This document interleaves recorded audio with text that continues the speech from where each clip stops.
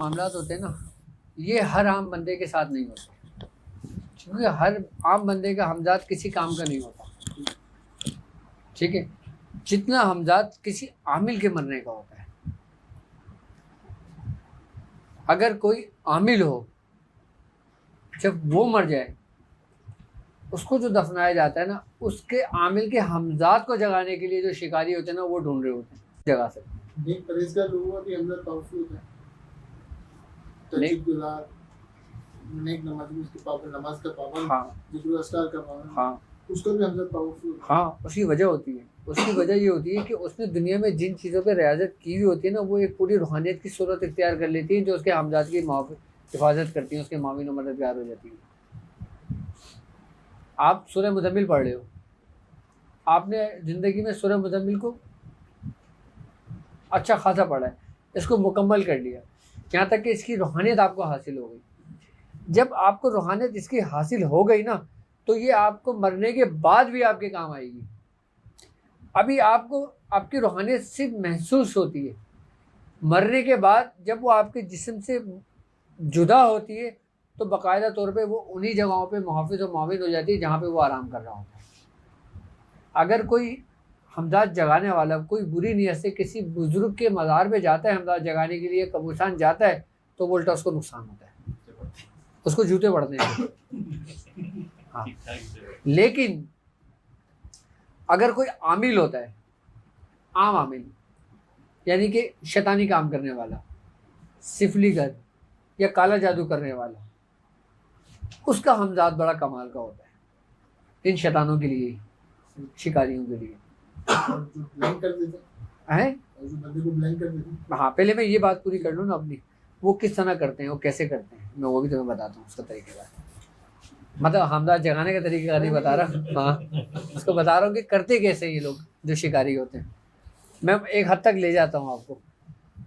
जब ये लोग इंतज़ार करते हैं कि कोई आमिल मरे, जब कोई आमिल मरता है ना, तो ये लोग करते ये हैं कि जब आमिल को दफना के चले जाते हैं, सबसे पहले जो आमिल के इर्द गिर्द के जो लोग होते हैं ना, वो इनके चेले होते हैं, इन शिकारियों के। वो लोग क्या करते हैं, उसकी नाक, उसके मुंह, उसके कानों की जो रुइयाँ होती है ना, जो आंखों पे रखती है, वो मंगा लेते हैं। आई बात समझ में? मंगाने के बाद अच्छा, इसके दो तरीक़ेकार होते हैं। अगर ये सामान मिल जाता है, रुई, आमिल के बाल, आमिल के नाखून और उसके कफन का टुकड़ा और ये रुई, सब कुछ, अगर ये उनके चेले उनको ला देते हैं ना, तो ये हमजाद उसको अपने हुजरे, अपने उसमें झोपड़ी में भी कर सकते हैं, कर लेते हैं, अगर ये सामान उनको मैसर हो जाए। जब जो लोग हमजाद जगाते हैं ना, जो कब्र की बेहुरमती करते हैं, जो लोग दाखिल होते हैं, वो इन्हीं मकासद के लिए करते हैं, यही चीज़ें निकालने के लिए करते हैं। आई बात समझ में? अब वो लोग करते ये हैं कि वो लोग रुई की बत्ती बनाते हैं उसकी, आई बात समझ? और रुई की बत्ती, वो जो बाल काटे होते हैं ना, उस बालों को उसके अंदर लिपेट लेते हैं। आई बात समझ में? लपेटने के बाद चिराग रोशन करते हैं। अच्छा, चिराग जो बनाते हैं ना, वो बनाते हैं मिट्टी का। कौन सी मिट्टी? उसी कब्र की मिट्टी लेते हैं जिस कब्र की वो होती है, उसको छान लेते हैं। छानने के बाद उसमें कुम्हार की मिट्टी मिला के उसको चिराग बनाते हैं और उसको आग नहीं देते। आई बात समझ में? उसके बाद जब वो ले आते हैं, जब चिराग तैयार हो जाता है, चिराग को तैयार होने के बाद उसमें तेल डाल देते हैं, फिर वही रुई अपने पास इस्तेमाल में रखते हैं, और फिर अब वो अपना अमल पड़ता है, जो भी वो दुनिया में जो अमल कर रहा होता है, जो भी उसका अंदाज जगा रहा होता है। आई बात समझ में? फिर जब वो अमल कर रहा होता है, जगा रहा होता है ना, फिर उस जो चीज़ें जल रही होती है ना, इस क्योंकि जो उसके दुनिया में ताबे उसके शयातीन थे ना, उस आमिल के, वो उसकी खुशबू से मुतासिर होकर खींचे चले आते हैं। एक चीज़ आपके साथ 10 साल, 20 साल, 30 साल रही है, वो आपसे मानूस तो रही है ना, चाहे वो शैतान है। इसी तरतीब से जब कोई इसके हामिलीन इनके हमदाद जगाते हैं, जब वो इन चीज़ों का इस्तेमाल करते हैं, जब वो चीज़ें जलती हैं ना, तो उनकी खुशबू से वही शयातीन जो उनके ताबे थे, वो खींचे चले आते हैं। और जब वो खींचे चले आते हैं, तो फिर वो उसके हमजाद को बुलाते हैं, आमीन।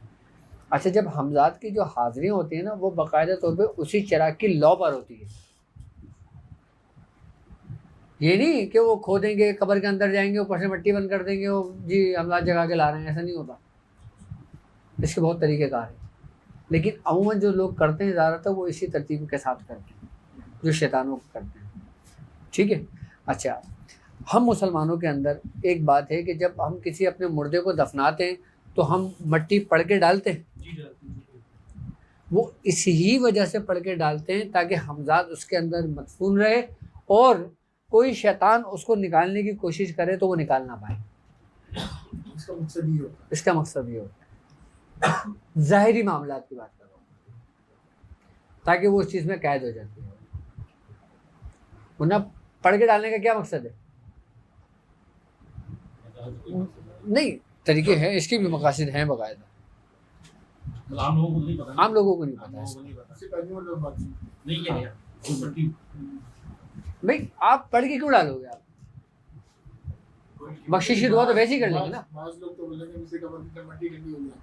मिस्की के लोग कॉन्सेप्ट नहीं, दिमाग नहीं, में। हकीकत ये थी। डालने की दुआ है बाकायदा। हाँ बिल्कुल है दुआ। हाँ हाँ, दुआ पढ़ते हैं मट्टी डालने के लिए।